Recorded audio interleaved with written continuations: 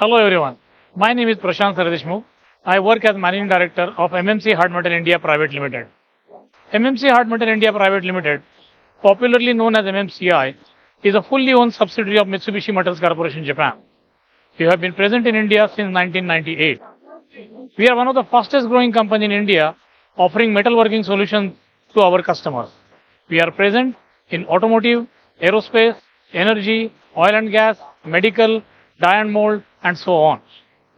With variety of tools and offerings from our side, our customer trusts us fully and they are responsible for our dramatic growth. For people, society and the earth, circulating resources for a sustainable tomorrow is corporate philosophy of Mitsubishi.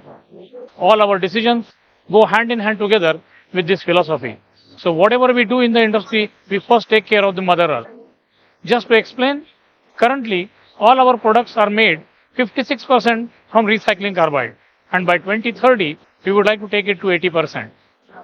In IMTEX 2025, we have launched many new products, whether it is turning inserts, whether it is milling inserts, whether it is new variety of milling cutters, whether it is drills, end mills, PCD, CBN, and so on.